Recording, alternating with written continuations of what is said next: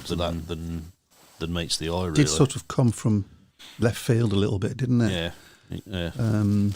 Once again, Speedway fans are the last people to know about it. So absolutely, we're sitting here, and that's always been a problem with Speedway. We're sitting here speculating and coming up with what could very well be very wild guesses, but we don't know. Yeah.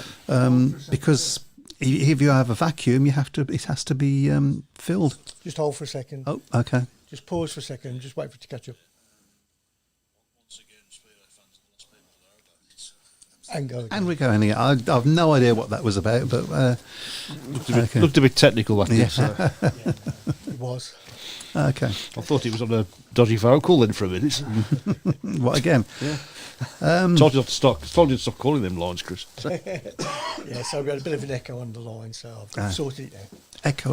Is that what Elliot was going on about? Yeah. Okay. I'm glad we've sorted it out. I knew there was a reason we have you here. Oh, yeah. That and the fact it's your house we used, but Yeah. So yeah, I mean, we can speculate for all we like, but we just, like you say, last to know, always the last to know. Yep.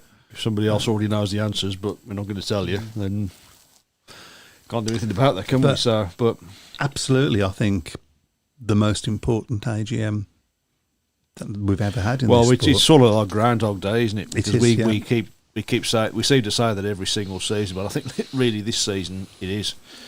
You know, we're obviously losing a lot. We've obviously lost, you know, another club obviously this season in Birmingham, and you know, there's obviously rumours surrounding places like Cradley, Peterborough, Coventry, and places like that. Nothing concrete at the moment on any of those. Yeah, so there's a lot of things. There's got to be a big sort of, you know, if there's any sort of financial outlay that they can put in to try and put some proper groundworks into Speedway and to sort of put some proper base in it. But they've had chances to do it before and not taking it. So. And of course, the big question is, what will we be able to watch Speedway on next year? Of course, TNT not going to be involved. I hadn't heard that. So, okay. So obviously that's not going to be the case next year. There's rumours about Premier Sports. I've heard. Could they even possibly go just with BSN, who've been done such a superb job on a shoestring budget? Really enjoyed their coverage of the Championship playoffs. I guess I have enjoyed the coverage of every bit that I've seen. I think they've been so much more professional from a Speedway point of view, what they've done than that TNT. The big problem with that is they can't offer the sponsorship that some of these television companies can, and that has a knock-on effect to the sport as well. Mm-hmm. Is that necessarily a bad thing? Is it not? Is it a bad thing to basically go back to what would be grassroots at that point? I guess. So I would say there's an argument that's probably what the sport needs, to sort of strip back and just go back to basics. Really, I think is it called the jumpers for goalposts policy? But jumpers for goalposts, yes. Yeah. Just jumpers for each vendor. I think so. Simon Corbett makes the point. Pickering at Scunny and Nichols at Plymouth. I mean, they've jumped the gun quite a bit very early on making signings. What does that say to us? Does that look like a signing that's going to be for one league or what? Well, of course, Plymouth run on Saturdays, so that sort of indicates, because we don't even know who's going to be covering the Grand Prix next year. No. And Scott Nichols undoubtedly would have been involved in any coverage for the Jet Ps on a Saturday, but if he's going to find it hard if he's going to be riding at Plymouth. He can't be in two places at once. I know he's miraculous, Scott Nichols, but he's not that miraculous. Big signing, I think, for Scunthorpe, regardless of what league they are in Josh Beckering, who's a terrific rider to watch, and Scunthorpe's gets a bit of stick occasionally, but it is a great racetrack. So hopefully that'll be a good move for them. They had a poor season really last year, didn't they? Scunthorpe after a few pretty decent seasons in that league. So, but yeah, big move for Plymouth to get Scott Nichols there. So, but what does that sort of point as if people are looking at a one league? I mean, the Pickering signing would sort of point that way to me. I think, that would. Nichols would as well, I think, in a lot of senses. So Scott Nichols has already said that I don't think he's got any intention of doing top league racing again. So Chris Thorogood says, get one league out of your head. It ain't happening. Scunthorpe have pretty much confirmed that with their statement. I would have to say it's not down to Scunthorpe, though. That's it. It's at the end of the day, it'll be all the promoters doing. Although their promoter does happen to be the chairman of the BSBL as well. So, so if he doesn't know, then we're all in a mess, aren't we? So it's how does two leagues work then? How does that work with the number of clubs that there are? I don't know. I don't know how that works. I guess they make it work. The Northampton, Ellis just mentioned there, the Northampton one. There still seems to be rumblings about that. I don't see how that can be ready for next year. I mean, I don't even know whereabouts in Northampton it is. So, and he's back in the room. He's back in. It's not mine. Sack him. Yeah.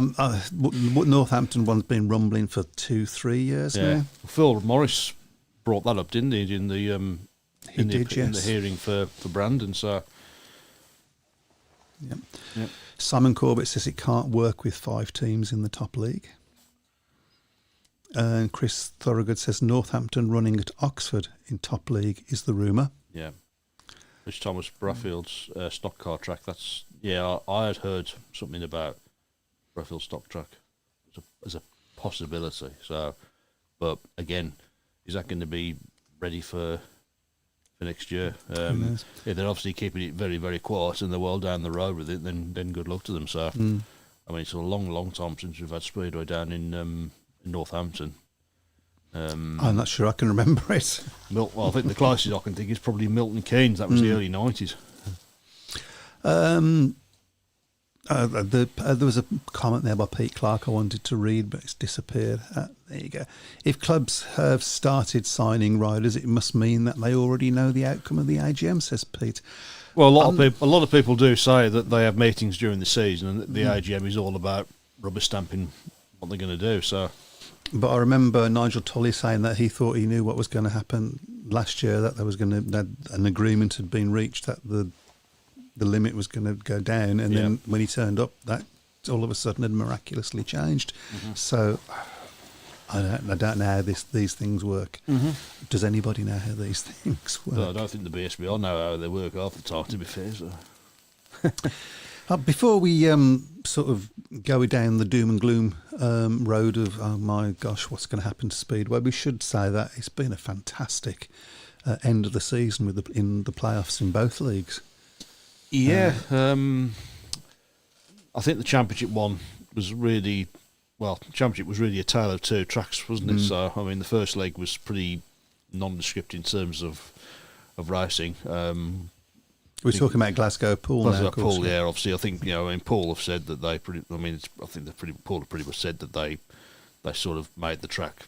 I mean, you could see the track rider going round during the meeting. There was nothing coming off it at all. There was nothing on the track at all. I mean, when you got Chris Harris going on his interviews, absolutely lambasting a Speedway track, you know that it's not great. I guess Poole will argue, well, they knew that Glasgow were a team of racers and they didn't want to give them any sort of advantage, which I guess, we know how Poole work. Obviously, their target is always to win, and we saw that in the second leg. Glasgow on a superbly prepared track up at Ashfield.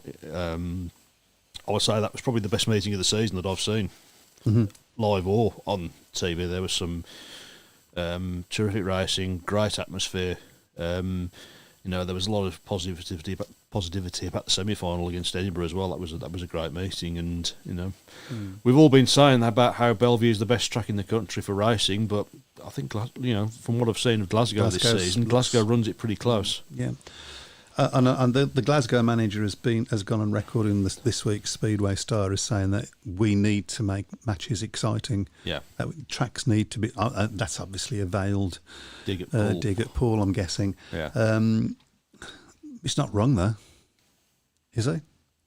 I don't think he is wrong. To be fair, I think we all. I think at the end of the day, you all want to see your team win. I mean, but I mean, as I say, from my perspective as a Wolverhampton fan, I mean, one of the most enjoyable seasons I can remember for racing at Wolves was 2008. Some brilliant speed that year, but we were garbage and virtually lost every meeting and finished bottom. But I mean, yeah, you want your team to win, but I think you have a duty to entertain as well. Some ways you could argue that we've made avoiding defeat too important, really. I mean, you've got to say, if you want to attract new people to the sport, which is, we have to. Yeah. I mean, you know, if you want this sport to survive, it can't survive as it is currently surviving. It needs more people coming in through the gates. And there's something else I need to say about that as well in a minute. But excuse me. Sure. There you go. Yeah, a bit poorly. Not to worry. I'm not worried. So you do need that entertainment factor. So how do you do it so that a track can't slicken their track off or do something to basically get rid of the entertainment? Well, I suppose at the end of the day, the promoters, they've got every right to prepare the track the way they want. You know, Poole didn't do anything. Poole haven't done anything wrong in preparing Wimborne Road the way they wanted it for the first leg of the championship. Not by the rules.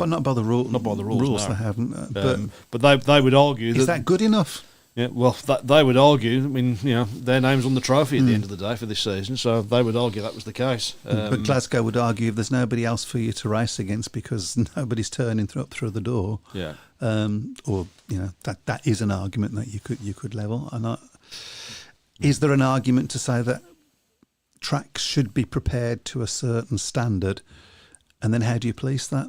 And what would that standard be?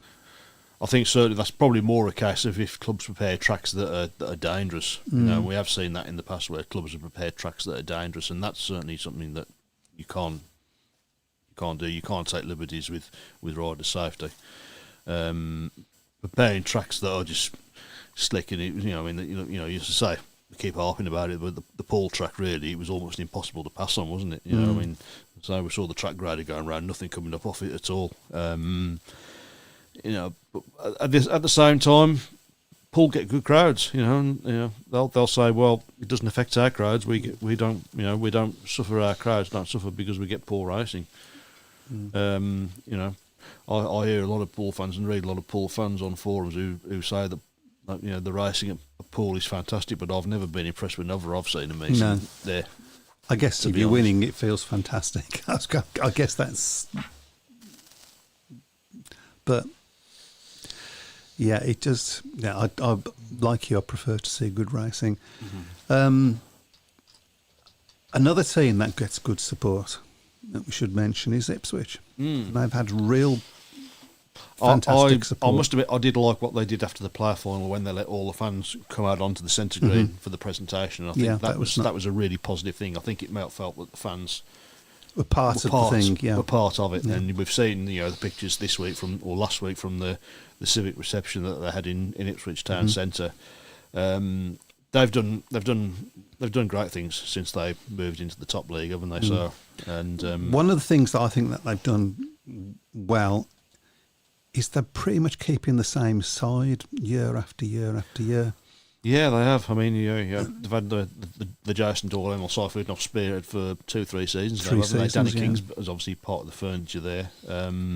As a fan, that gives you something to latch onto. That's your guy, isn't it? Yeah, it's not easy when you go to a club that, you know, every single season you turn up and there's a completely different set of riders what's happened at Birmingham at the present practice every single season, isn't there? Well, who are these guys? We've never seen them before. So, and it's difficult to really sort of get an emotional attachment to riders because a lot of fans, they support the club, but they've also got a particular rider that they've got an affinity with. So. Particularly youngsters. Yeah. Particularly youngsters. Well, you've told me about your lad, haven't you? Yeah, they lost him to Speedway because his favourite rider, who happened to be Ben Powell, whoops, he was a bit naughty.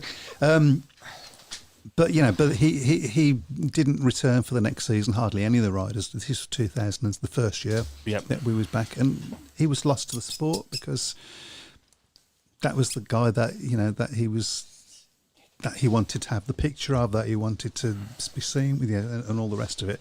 So I just think that is a big part of sport. Is that? I think that was a particular issue for Birmingham, wasn't it? Because it seemed like every single season.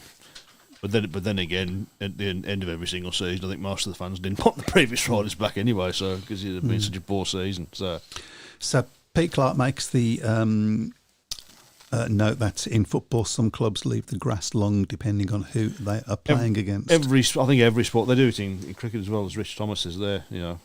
They'll prepare a pitch or a track the way they wanted to try and. But they do get fined if they prepare substandard pitches.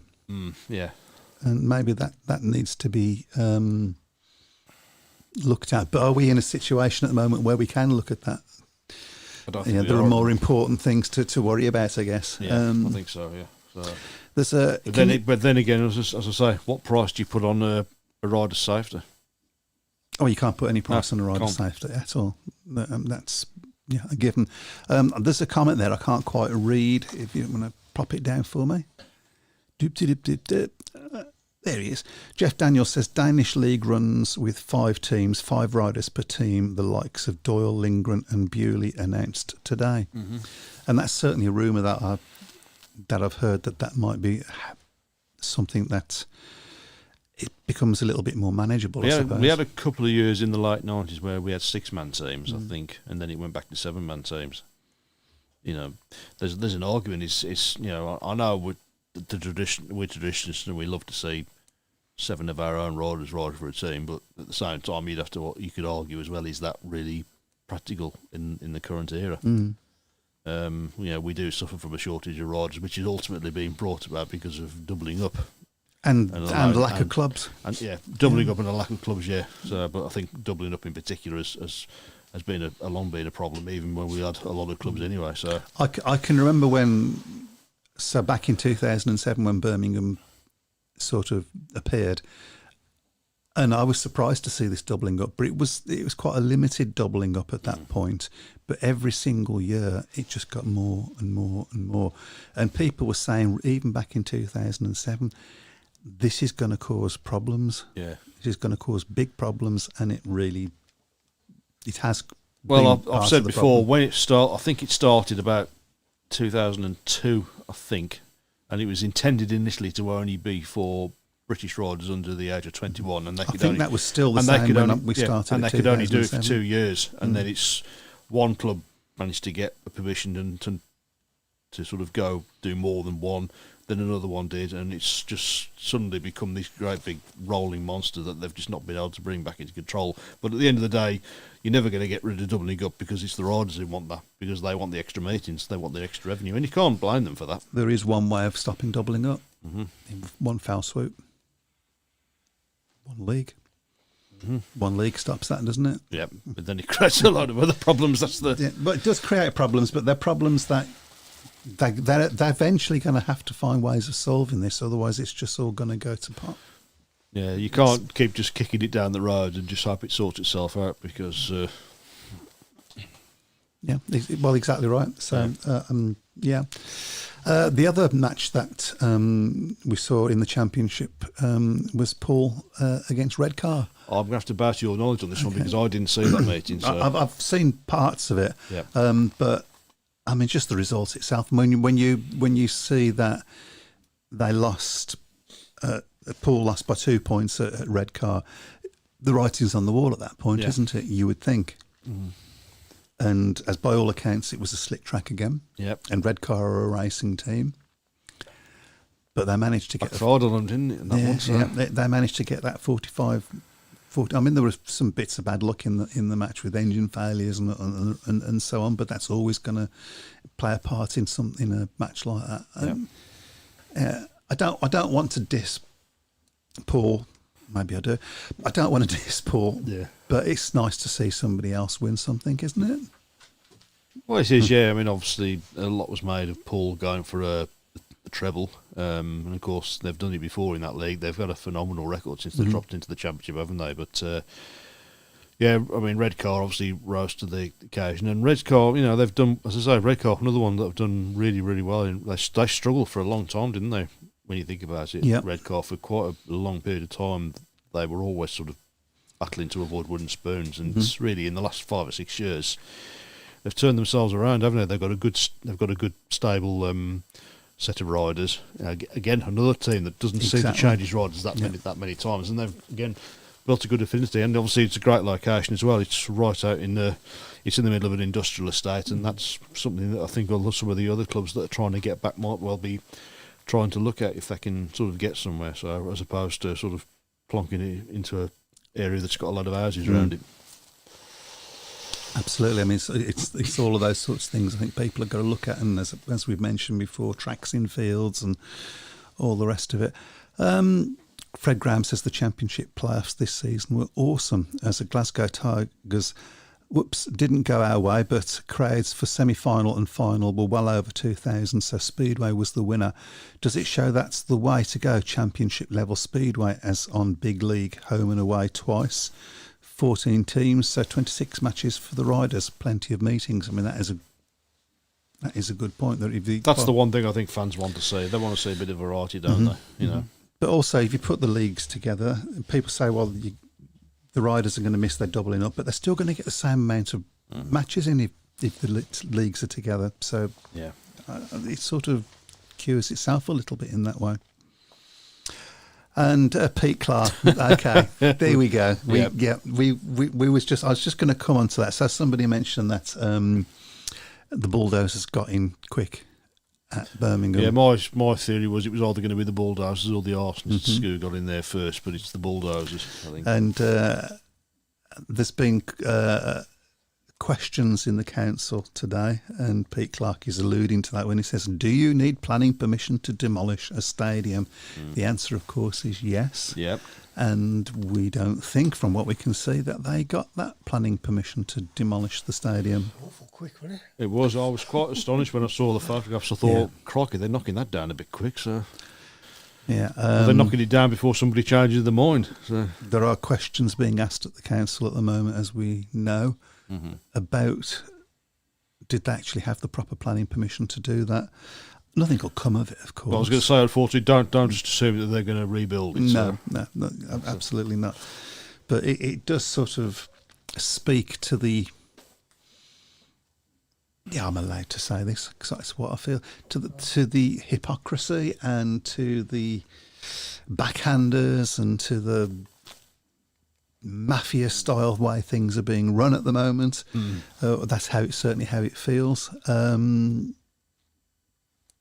Yeah, we know, everybody knows that Birmingham Council's bankrupt and have got to find money, and they don't seem to care how they do it. And it's just a crying shame. I'm spitting blood over it, but I can't do anything about it, of course. Yeah, it's not as if you can go there and lie down in front of the digger, is it, sir? No. So... we'll just read this by Debbie Reynolds. We have YouTube on the go. Well done. I think Darren it's Reynolds. Darren Reynolds. Yeah. I can't see. Yeah, glasses on. Yeah. No. There are over 40 cycle speedway clubs in the UK, all with their own youth teams.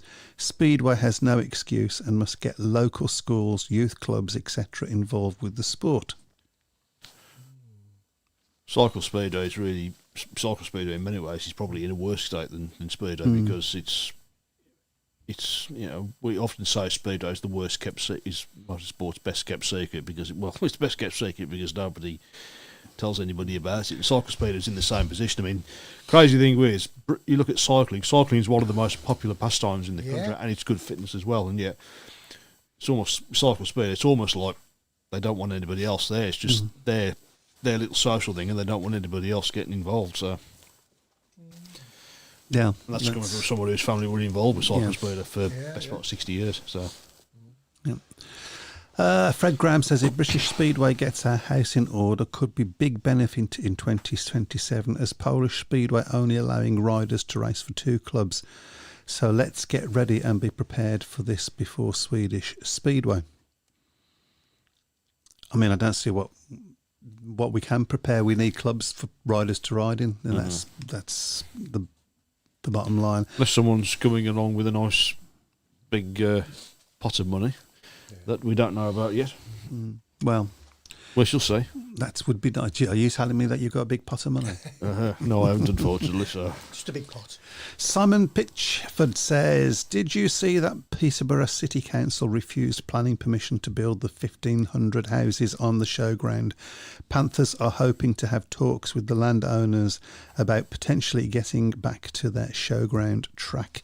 Yes, I did see that. On the face of it, that's certainly positive news. Mm-hmm. The thing that makes me... just reading something else there.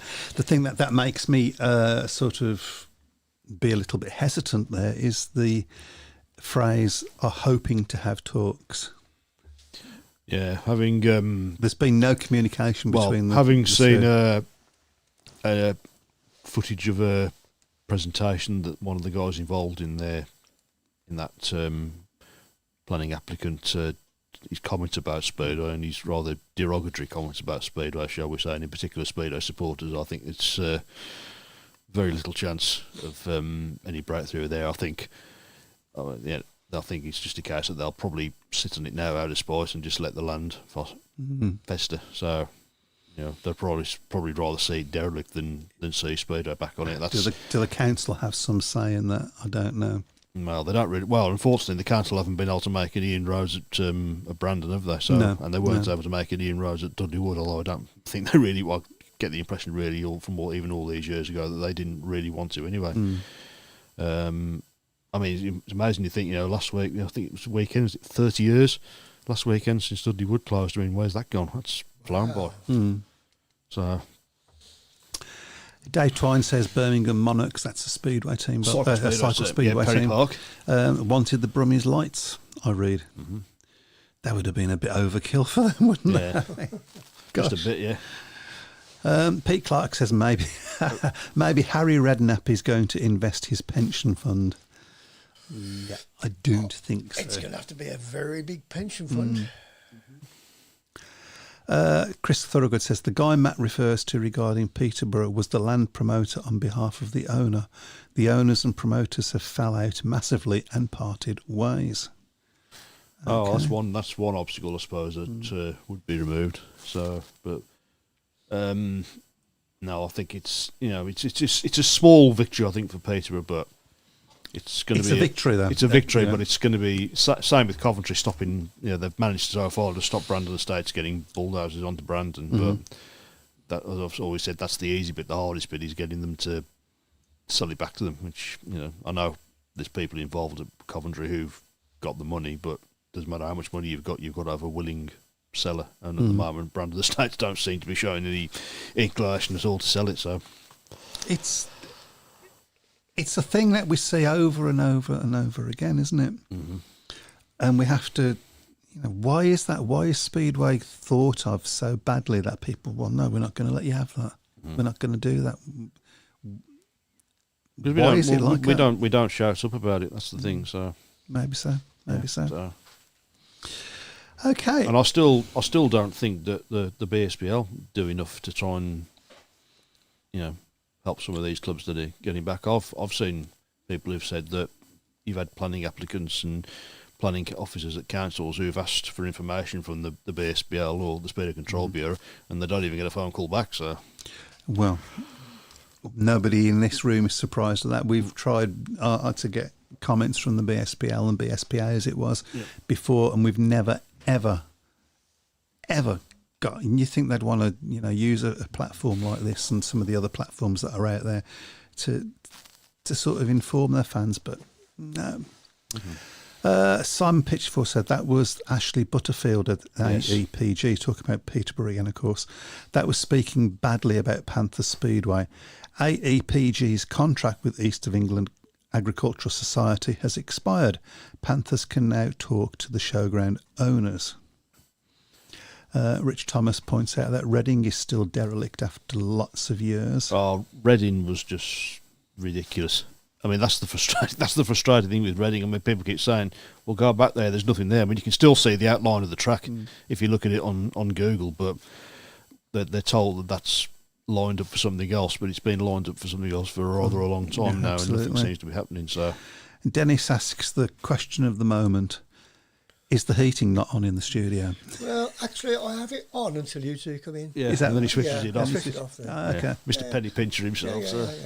Yeah. I've got gloves on, you know. I'm wearing a coat because I'm a little bit poorly. Matt's wearing a coat because he comes from Wolverhampton. I come from Starbridge, actually, if you must know. But that's Starbridge gets cold at this time of the year. It's nothing to be proud of. So there we go. I guess I don't know which one of those clocks is right, so I'm going to have a look at this one. Okay, it's the that bottom, one. the one on the bottom. Okay.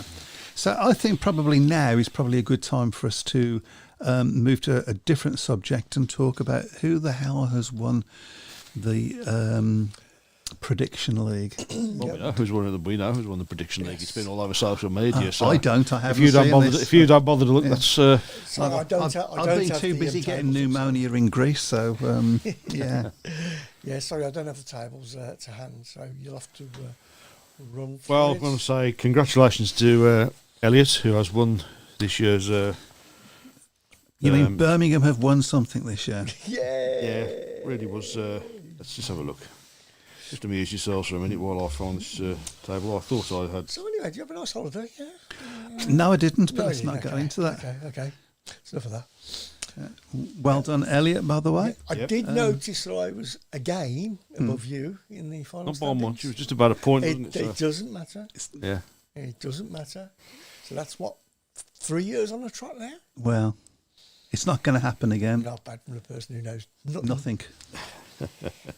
No. You know a lot more than they did at the BSPL. There we go. So Elliot scored, finished on 213, just a point ahead of Skippy with 212. Rich Thomas actually 212. Skippy and Andrew Garner 211. Phil Taylor 210. Chris Thorogood 209. Simon Corbett 205. Well, Barry Young 204. Myself 201. Brian Buck 200. And that's the top 10. So that's all we need to Webby worry about. 187, GA 185. So it wasn't much in it in the end. So But we have a new winner. We have indeed, Yeah, yeah. for the First winner, time. so yeah. Can I have that cup back, Simon. please, Simon, so I can acid clean it. I should say as well, to be fair, Simon was the first person to congratulate Elliot online. Oh, so well done, fair yeah. play to him With there gritty for teeth, was it? So, should point out as well that, of course, we have got the exact scores, which we were going to use as a tiebreak, and I have spent most of the season thinking it's going to come down to that. But 21 was the highest score on the exact scores, and that was by this man here. Good God. Wow. Wow. Can we, next year, can we No, have a we special can't, no. prize for that one? No, okay. That Yeah. I won't win it ever again. Yeah, so I'll contact you in the week, Elliot, and I'll get Yep. your mug and a T-shirt off to you. There we go. Yeah, and send us a photograph of them as well. 'Cause, Yeah, it's all- Simon always does. Yeah, so. it always looks good. Yeah. Yep. Yeah. So Yeah, that would be cool. Brilliant. Okay. It was quite a good league. yeah, it quite was exciting, really actually, tight all the way through it. Yeah. It was topsy I had a look through all the old tables. Actually, Andrew Garner led it for most of the season. I think he'd led it for about 8 weeks. Right. At one point he was about 7 points in front. So, Wow. Just shows you it's never over till Yep, so- that lady sings. No. and after I looked as well, after 5 weeks, Elliot was 16th. So, it's amazing how things can turn around really quickly. Yeah. So, So I think we should. Simon's getting a bit of stick as well on the. Yeah. Yeah. So, Simon says which one, by the way. Which one of his 4? So. Yeah. Are we? What's happening? Sorry, I was just putting the clock straight. It was Oh, doing, okay. doing me head in. Okay, fair enough. Yeah, Rich Thomas says, if Elliot gets a mug, do I get an egg cup? Yeah. He's also said, did Simon not enter this year? So I think he's trying to just give, because he gave everybody a head start last year. I think that lulled him into a false sense of security, and he thought he could do the same again. That's what I'm saying. I think we're making excuses. right? Elliot says, glad to hear I have won. Thanks for the prizes. Quite tight at the end. I just pulled into the lead on the last couple of weeks. I mean, to be fair to Elliot, he goes. he sees more speed than anybody I know. Yeah, So, so yeah, he should be winning it really. Considering the amount of meetings he watches every year. So how many meetings has it been this year, Elliot? Let us know. yeah. So, shall we just have a quick go through the roll call of honour. Mm-hmm. So we have... We haven't got any roll call music, have we? Or if not, all the Facebook block it if you try and play it. So. I did actually have a fanfare. I have, yes. Do you want it? Go on then. So, go on then. Wow. All right. That's far too professional for us. So, for the Row Motor Oil Premiership champions were... Ipswich Witches. With the runners-up being... Leicester. Now, we predicted the winners would be... Leicester, I think. So we got that. We nearly got there. Yeah. They did win the Knockout Cup, though, so... They did win the Knockout Cup, and that's the Premiership Knockout Cup winners, Leicester. Okay. Doesn't give us the runners-up for that. Mm-hmm. Cab Direct Championship. The champions were... Pool Pirates. And the runners-up were... The Glasgow Tigers.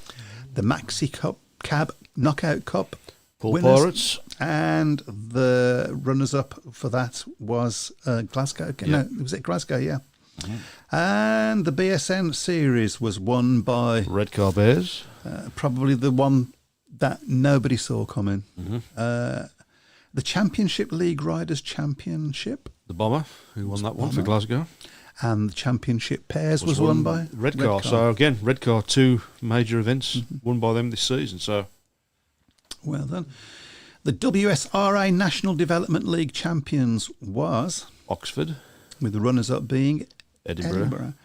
The National Development Trophy winners were Kings Lynn. Runners-up was Leicester.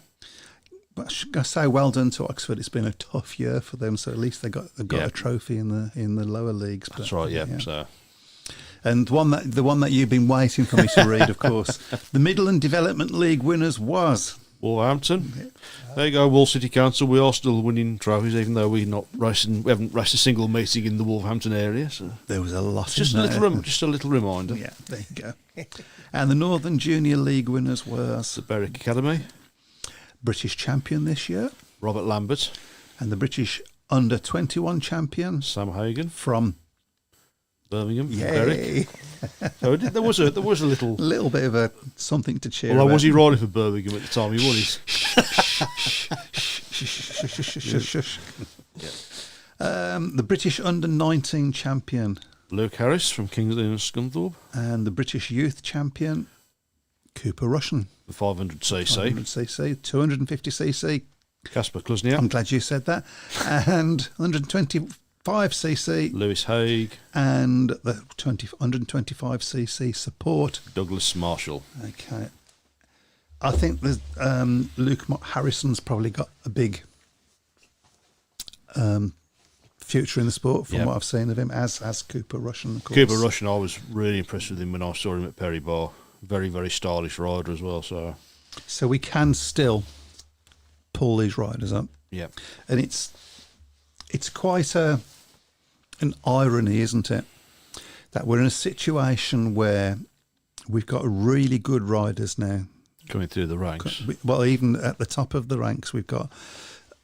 When I came back to the sport in 2007, British riders, we were nowhere. Bomber and Scott Nichols. That was it. Yep. And now you've got the likes of Dan Bewley, Robert Lambert, Tom Brennan. You know, and we should say get well soon. Tom Brennan actually as well. While I'm thinking about it, broke his leg in America. What was he doing in America? Yep. Don't know. Oh, by the way, I have got a special fanfare for the lowest scoring presenter as well. Hang on. Hey. I'll take it because I got more right than anybody else. I feel like I should have a little plaque or something for that. Yeah. That's what I think. We're not listening. Okay. Have we heard anything from Sheffield for next season? That's gone quiet, hasn't it? So, good question. I've heard whispers that Sheffield have been told that there's nothing to worry about, that there is something lined up for them. I don't think it's somebody who wears a top hat. If you know what I mean. I do know you. I mean, because that was a rumour that I had heard. I don't think that's him. So, but the rumour I have heard that there are talks going for that one. So hopefully it will be sorted out because we don't want to lose another club, and Sheffield's obviously got a lot of respect for Sheffield as a club. Great track as well. Yeah.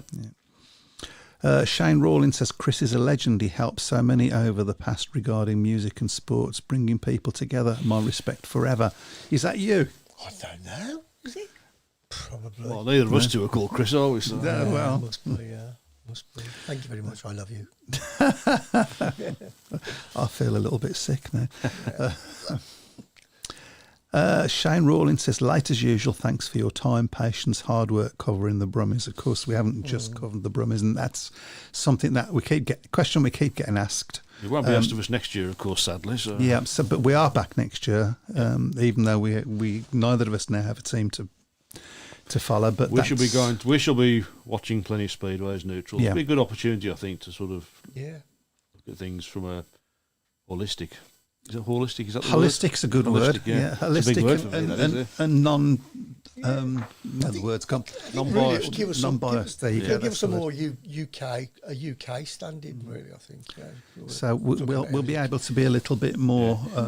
If anybody out honest, there, by the way, if anybody out there who is interested in sort of taking part as a sort of a reporter for each area, get in touch with us. Yeah, you know, of course. if you want to record something, just send it to Webby. He'll listen to it. So easy these days. Yeah. Just record something. And if you want to come on the show as well, we can facilitate that. You don't have to be in the studio. Yeah.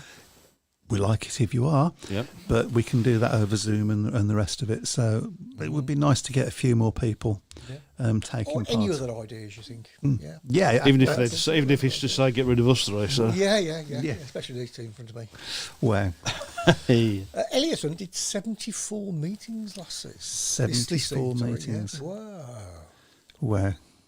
Crikey. friend Dave Lowe got to 109 meetings in person. Wow. See, it's people like that we need on this show reporting. Yeah. So Yeah. we may well use you for reporting for some shows next year, Elliot, if you're up for that. Okay, on Saturday. I'm not going to read that one. Sorry. Yeah. Okay. On Saturday, October the 25th, Peterborough Panthers raced against Mildenhall at Mildenhall. There was, and they've disappeared. There we go. There was 800 people in attendance on a freezing cold night for a Nora meeting. Around 400 Peterborough fans travelled to West Row. The final score was Mildenhall 44, Panthers 46. It was a very good meeting. Nora's gone sort of quiet a little bit, hasn't it? And, they've certainly been very quiet down on the Isle of Wight. They haven't any meetings at all this year. I don't think Not that I'm aware of. Not that I'm aware of, which is a shame. Yeah. We'll read that one because it's quite a nice one. Okay. I might blush. Please don't. Fred Graham said, shout out to all three of you for bringing the Speedway Tavern to us again this season. Hopefully, British Speedway is more positive about itself over the winter and in 2026. We have the potential to improve our sport and get some more tracks back into our sport. All Speedway fans promote your support. In Glasgow, our promoters asked regular fans to give out free tickets to new fans, and it has been a roaring success. From little acorns grow big trees. I really like that post. Thank you for sharing that. Simon Corbett's idea for next season is less holidays for the presenters. I'm not sure that's going to happen. No, it's going to be more. No, We've got more time to go on holiday now. We haven't got to rush back for Speedway. And yes, Pete, we would love to go on the road. It's something we've talked about for a long, long time. Yeah, we will eventually. We are going to have a meeting about that at some point this year, hopefully, and see what we can conjure up. I mean, the bottom line is there has to be an interest from the supporters. Of course, we're not going to do it for 2 or 3 people, are we? So that's of course. So we need to work out how we're going to do that, and in a way that means that because you guys are all over the place now. Yeah. So we've got to work out what's the best way around it. But we have been talking about it, and we will continue to talk about it. And hopefully, something will happen next year. That's our hope, anyway. Isle of Wight did run meetings, but it's not especially promoted as not sanctioned by British Speedway. It's a Nora run thing, isn't it? They're not obviously on the best of terms with the BSBL at the moment, are they? So, and I think that's probably a bit too far gone now for that to be sorted out, unfortunately. Yeah, I mean, I'd like to sort of. So this year's been a bit sort of bitty, hasn't it, for us at the Speedway? Yeah. There's been lots of missed programmes and so on.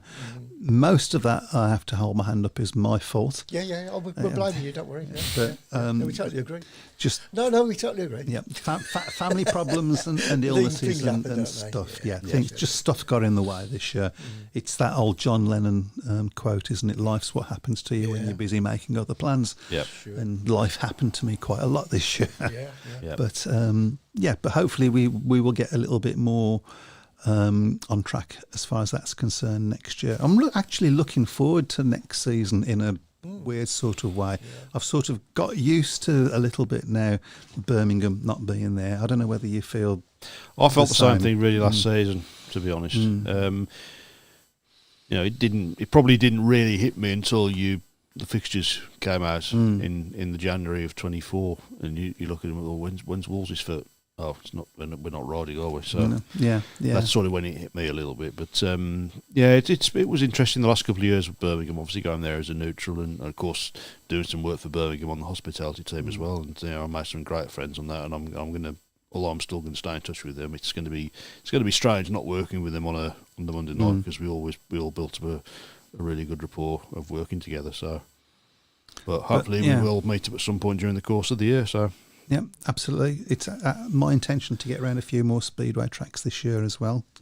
That's the only way I'm going to get to see any live Speedway course. Is it possible a team representing the West Midlands could form a Speedway team / club if a promotion track venue can be found? That's the problem. That's the big problem. I mean, yes, it's possible. It's possible. It is possible. Yeah. I think I would. Look, my team's Birmingham. Your team's Wolves, and it's always going to be that. Yeah. You know. But there isn't a Wolves, there isn't a Birmingham, there isn't a Cradley, there isn't a Coventry. There is a Leicester, obviously. There is a Leicester. So I think I would probably go and support that team. If that's what was available, I would go and support that team, very much depending on where it was, I think. I don't know how you feel about that. Oh, without doubt, yeah. So I think there certainly is a possibility for something like that.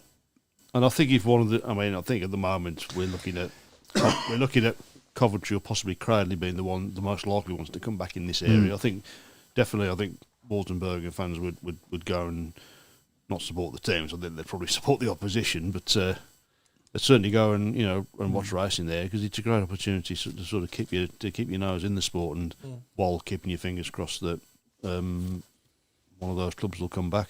At the end of the day, when this sport gets it right, I don't think there's anything as exciting or. It's still one of those. It's still one of those sports where you see things that you think, "Wow, did that really happen? Did that really just happen?" Yeah, exactly right. Yeah. I think it's important as well that we reflect on probably the biggest highlight of the year for a lot of people, and that would be the final of the British final. Incredible race at Bellevue with Bomber, Charles Wright, Richard Dawson, and Dan Bewley. Every rider was in every single position during the race. During the heat, I think every rider was in every single position on the last lap. So it was just. And that video obviously went viral, didn't it? So many people watched that. Yeah. Can you think of another motorsport where that's a possibility? It would never happen. It's unique, isn't it? Because it's not like in Formula One where you see the cars for about 2 seconds and then you've got to wait another minute and then you see them for 2 seconds again. You can see every bit of every single meeting from. I think it was Bernie Eccleston who said that Speedo was perfect for television. Yep. So.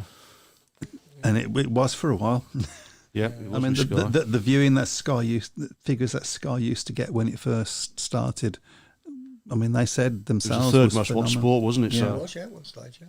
And then what happened? It was a wonderful opportunity they had with Sky, and we didn't take advantage of it. Well, I think we sort of rode on the coattails of it a little bit, and picked up the check at the end of the day. But there should have been some sort of proper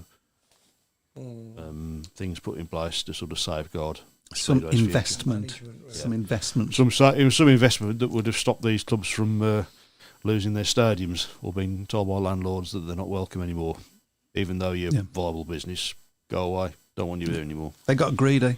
and said, we can have this rider, this rider, this rider. And the riders went, we'll get greedy as well. I want this much, I want this much, I want this much. Said a while ago that it's no coincidence that Sky started covering Speedway and Thomas Golub's name appeared on the British League contract. Not having to go at Thomas Golub, because, if the opportunity was there, and he was always going to take it. So yeah, absolutely. If it had happened now, Bartosz Marszalik would have done the same thing. Yeah. Pete Clarkson said, "I'm sure you will all be welcome at Buxton. Certainly, Buxton is it's a good news story, isn't it? He's on a lot of people's list to get up to. So, and there's we've seen the photographs that Lawrence has been posting, and there's a lot of hard work going on. Absolutely, by the Birmingham volunteers, by the way. It's a long way for you to go, guys. Yeah. But kudos to you. Yeah. And that's one definitely to go to, I think, for next year. So I'm definitely going to make my way there. We maybe we'll do a Speedway Tavern from there. That's an interesting thought. Yeah. We'll have to bring that coat, I think, to go there. So. And another coat on top. It's very cold at Buxton, by the way. Very colder cold. than in here. Possibly. I've been to Buxton. I think it's the coldest place in the world. So. Yeah. There's polar bears that won't go there. Yeah. So anyway. Right. Well, I think that's what they call a wrap, guys. For 2025. It's been an interesting year for all sorts of reasons. Some good, some bad. Yeah. We've got a massive AGM coming up, and we'll be all over that and keeping our eye on that. And if there's something that we feel need to report, we will come back and do that. I can say this for both of our benefits: support your track, because Absolutely. you never know when you're going to lose it. Get out there and support your track. You take care, everyone. Have a great Christmas. Have a happy New Year, and we'll see you at the other side. Take care. Bye bye. Good night. Good night, and well done, Elliot. Speedway Tavern, enjoy your stay. Where the